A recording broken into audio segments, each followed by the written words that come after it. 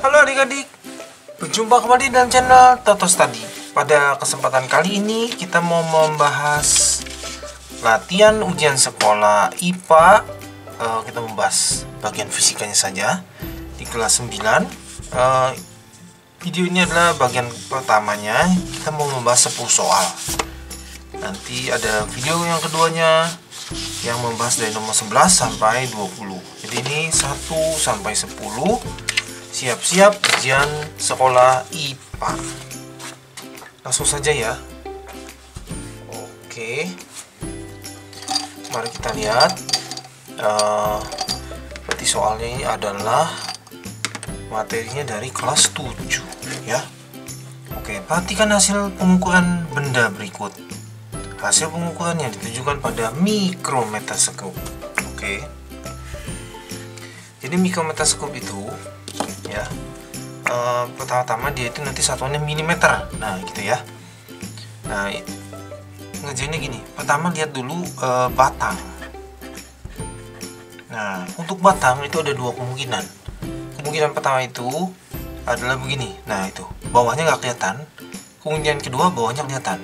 Nah untuk yang bawahnya nggak kelihatan itu berarti 6,0 gitu. Kalau bawah sini adalah 0,5. Jadi untuk di soal ini 6,5. Nah, bagaimana? Nah, yang ini ya 6,5. Oke. Lalu yang kedua adalah lihat pemutar. Skala pemutarnya. Oke, pemutarnya itu cari yang segaris. Jadi untuk di soal ini ya, yang segaris itu yang di sini nih. Nah, itu angkanya itu 34. Nah, satu putaran itu ada 50. Jadi ini itu harus 2 desimal. Jadi 0,34. Nah, begitu. Ya, jadi misalnya 7 berarti 0,07 gitu. Jadi harus 2 desimal. Sesudah itu ngerjainnya di jumlah. Jadi ini jawabannya 6,84 mm. Oke, yang di nomor 2 kita ya. Peristiwa perubahan zat berikut. Oh ya, ini ada cerita-cerita. Kita lihat langsung pertanyaannya apa gitu ya. Ditanya perubahan kimia. Oke. Perubahan kimia itu adalah perubahan yang menghasilkan zat yang baru. Jadi bedanya lawannya adalah perubahan fisika. Perubahan fisika itu perubahan yang tidak menghasilkan zat baru. Kalau perubahan fisika itu berarti hanya wujudnya saja berubah gitu ya. Sedangkan kimia itu ada zat barunya. Oke, kita coba ya. Jagung digiling menjadi tepung maizena. Oh, itu sebenarnya tetap saja jagung. Itu cuma berubah ukurannya jadi kecil-kecil. Jadi ini tuh perubahan fisika. Air dibuat menjadi es batu. Oh, itu juga fisika. Itu fisika ya. Itu sebenarnya tetap saja air. Ya, bahasa IPA-nya itu H2O gitu ya.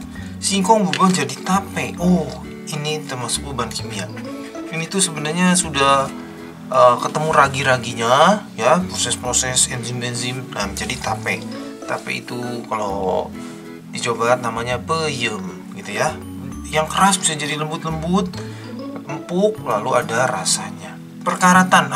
Perkaratan juga itu adalah reaksi besi dengan udara ya. Jadi ini jawabnya 3 dan 4. Oke. Yang di soal berikutnya.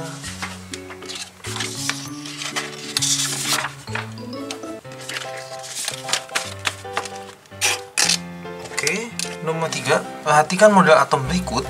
Nah, ini berdasarkan model berikut tentukanlah nomor atom, nomor massa, jumlah neutron berturut-turut. Oke. Di sini ceritanya begini ya. Di inti atom itu ada proton ya. Proton itu yang plus, nah berarti ada 2. Lalu ada neutron. Neutron itu yang tidak bermuatan, jadi yang kosong. Nah itu juga 2. Sekelilingnya itu ada elektron. Elektron itu seperti tata surya ya, ada lintasan-lintasan orbitnya. Nah, di soal ini ada 2 juga. Oke, nah berikutnya kalau yang disebut nomor atom, nomor atom itu sama dengan proton. Jadi ini tuh sama dengan nomor atom. Ya disingkatnya Na ya. Oke, berarti 2. Lalu berikutnya nomor massa. Nah, nomor massa itu adalah penjumlahan proton dan neutron. Jadi maksudnya ininya nih. Nah, ini di dalam inti itu ada berapa? Nah, jadi nomor masanya itu proton ditambah neutron. Jadi 2 tambah 2. Jadi jawabannya 4. Oke. Ditanya juga neutron. Oh, ya sudah. Neutronnya 2, ya. Jadi kita pilih nomor atomnya 2, oke. Nomor masanya 4. Neutronnya juga 2. Oke, yang B. Nah, lanjut kita. Garam yang kita konsumsi pada umumnya berasal dari air laut. Ya, betul. Petani garam di Indramayu memanfaatkan panas matahari membuat garam.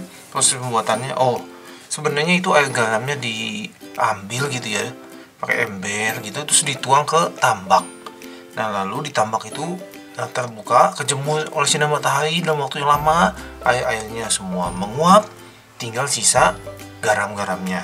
Nah, garam-garamnya itu dijual, nanti sama pabrik diolah, dibersihkan, ditambahkan yodium. Nah, oke, namanya apa gitu ya? Ini jawabannya evaporasi. Evaporasi itu artinya penguapan. Nah, buat belajar ya semuanya ya, apa ini ya? Filtrasi. Filtrasi itu penyaringan. Jadi disaring gitu ya. Ada penyaringnya yang menghambat benda-benda padatnya. Sublimasi. Nah, seperti namanya itu menyublim. Contohnya kapur barus atau kamper. Kromatografi. Kromatografi itu sebenarnya contohnya itu untuk memisahkan tinta, ya, tinta pada kain atau kertas. Nah, itu bisa dengan cara kromatografi. Lanjut kita ya. Oke. Nomor 5. Pengukuran massa dan volume dari 3 benda padat terdapat pada tabel berikut ini. Benda 1, 2, 3 massa begitu. Oke. Dari ketiga benda tersebut masuk ke dalam bejana air, massa jenisnya 1, posisinya begini. Ini pertama-tama teorinya gini. Pertama, massa jenis ya. Massa jenis itu rumusnya rho sama dengan M bagi V. Jadi ada segitiganya supaya mudah. Jadi di sini rho-nya, di sini M-nya, di sini V-nya. Jadi ini massa jenis. Di sini massa, di sini volume. Jadi yang ditanya tutup. Jadi rho-nya tutup, ditanya rho-nya tutup, M dibagi V, gitu ya. Ditanya V-nya tutup, M bagi rho. Ditanya M-nya tutup, rho dikali V. Oke. Nah, yang kedua adalah hafalannya begini. Kenapa sih benda tenggelam? Jadi ada 3 kasus. Tenggelam itu tenggelam bila rho benda lebih besar dari rho cairannya. Nah, untuk soal ini cairannya air ya. Air 1. Kenapa benda itu ada di tengah-tengah? Ada di tengah-tengah itu namanya melayang. Nah, itu melayang itu kalau dia sama. Nah, itu namanya melayang. Nah, ada lagi terapung. Terapung itu kalau di atas ya, dia bendanya lebih kecil dari airnya. Oke. Kalau gitu, di soal ini kita mesti menghitung rho-nya, gitu ya. Atau massa jenis. Oke, kita hitung ya. Sebelah sini ya benda 1 ya. Rho-nya itu M bagi V, ini bagi ini. Oke, berarti saya tulis sini aja ya. 1. Ini bagaimana? 25. 25 itu nggak sampai 1 ya, 0,4. 4 bagi 2. 4 bagi 2 2, gitu ya. Kalau gitu yang nomor 2 ini ada di atas ini. Lebih kecil dari 1. Pembandingnya 1 ya. Airnya 1. Oke, 2-nya ada di atas. Nah, berarti kalau nggak ini. Lalu benda 1 itu sama dengan air. Berarti dia melayang. Yang ini nih. Benda 3 tenggelam ya. Karena dia 2 lebih besar dari 1. Oke. Dipilih jawabannya yang C. Bisa ya? Kita pindah ke nomor 6. Nomor 6. Beberapa zat diuji. Nah, kertas lakmus merah dan kertas lakmus biru, pasangan larutan yang membentuk garam. Oh iya, gini sebenarnya ya, hafalannya gini. Garam itu terbentuk dari asam ditambah basa. Nah begitu ya. Sebenarnya nanti hasilnya garam tambah air gitu. Nah, jadi kalau gitu dia tuh minta yang asam ketemu basa. Nah, yang asam itu yang mana? Nah, saya hafalnya gini. Asam itu ya, sesuai namanya di sini ya. Asam itu ingetin M, merah. Jadi kalau dia kena ke kertas lakmus apa aja jadi merah gitu. Kalau dicemplungin lakmus merah, merah. Yang biru jadi merah. Nah, kira-kira gitu. Kalau basa ingetin B-nya, biru. Nah, kalau basa itu jadi cemplungin kemana-mana biru semua. Oke, kita coba ya. Ini yang larutan satu ya. Tuh, merah semua ya. Oh, berarti ini asam nih. Ini biru semua. Oh, berarti ini basa. Ini yang merah jadi biru, yang biru jadi merah. Oh, nggak mungkin. Itu tidak ada, itu hafalannya begitu ya. Nah, yang ini yang merah jadi merah, yang biru jadi biru. Oh, kalau ini netral. Ini netral. Jadi maksudnya tidak mengubah gitu ya. Oh, kalau mau jadi garam harus asam ketemu basa 1 dan 2. Gimana? Hafalannya gitu ya. Asam dan basa jadi garam. 1 dan 2 dipilih yang A. Oke, berikutnya saat praktikum IPA, Anissa memanaskan sebuah bimetal terbuat dari lempengan. Begitu. Oke, bentuk bimetal yang terjadi begini. Hafalannya tuh begini. Jadi koefisien muai itu adalah menentukan seberapa panjang gitu kalau dipanaskan. Nah, kalau angkanya besar berarti dia itu kalau dipanaskan bertambah besar gitu ya. Misalnya contohnya gampang, kerupuk gitu ya, kalau digoreng loh kok jadi lebar. Nah, kira-kira gitu ya. Beda ya sama ngegoreng besi. Nah, besi kok nggak lebar-lebar ya? Lebar sebenarnya, lebarnya sedikit gitu. Nah, kira-kira idenya begitu. Kalau didinginkan yang koefisiennya besar itu cepat ciut. Kerupuk yang udah digoreng cemplung ke air jadi mengecil lagi gitu ya. Kira-kira gitu. Nah, untuk kasus bimetal itu ada 2 logam. Nah, ini kayak seperti ini, disambung gitu ya, dikeling bilangnya gitu. Nah, ini tuh contoh yang D ini ya, asalnya begini. Nah, kalau dipanaskan itu hasilnya yang angkanya gede harus jadi lebih panjang.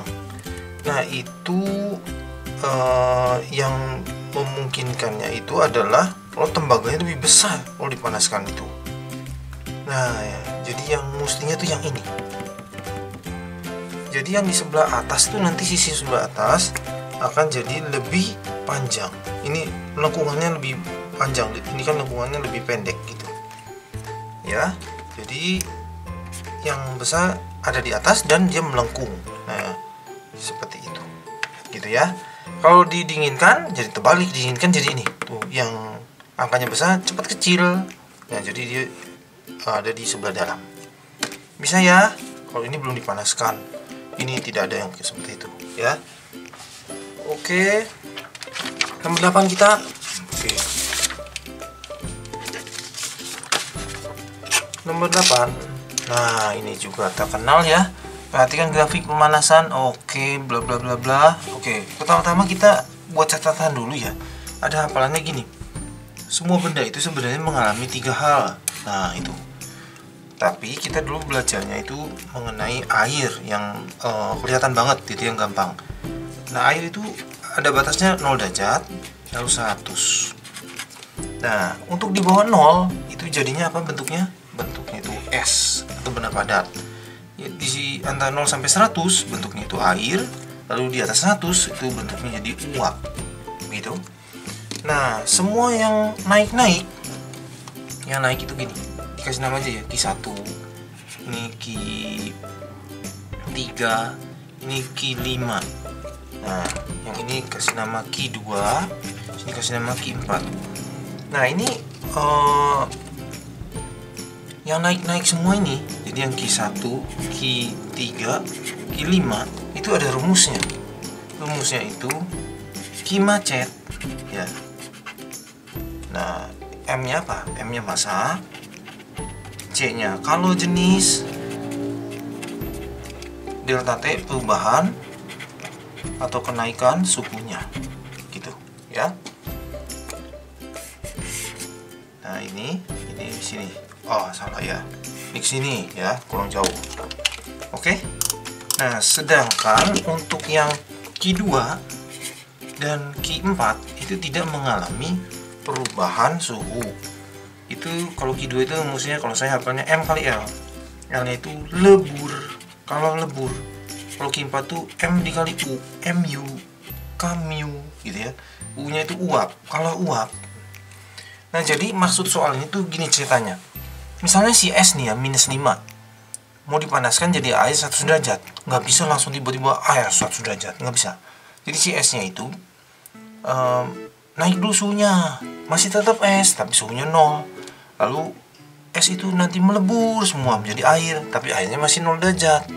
Lalu airnya baru pelan-pelan bertambah panas suhunya menjadi seperti yang mau di soalnya. Jadi ada prosesnya gitu ya. Jadi kalau ada soal kita tentukan kita ada di mana, lalu melewati proses apa, lalu kita hitung, kita jumlahkan.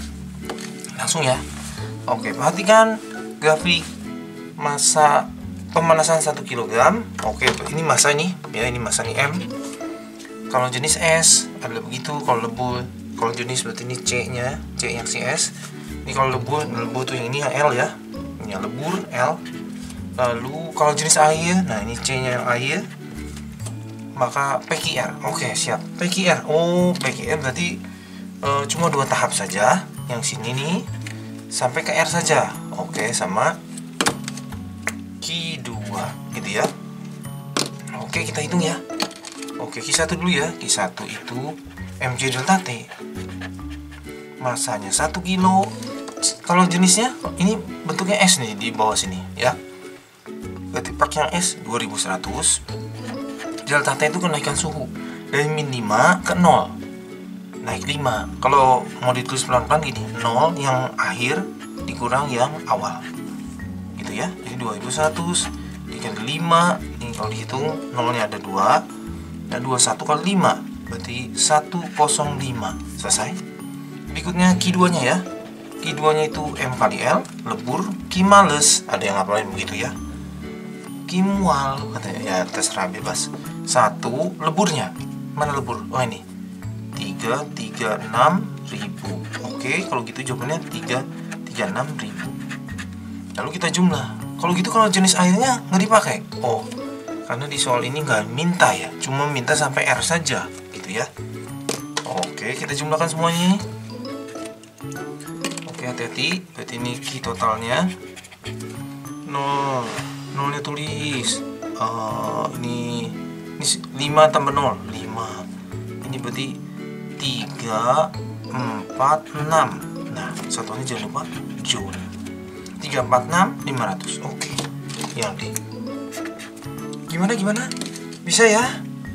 2 nomor lagi ya, 9, 10. Lalu nanti lanjutannya ada di video yang berbeda.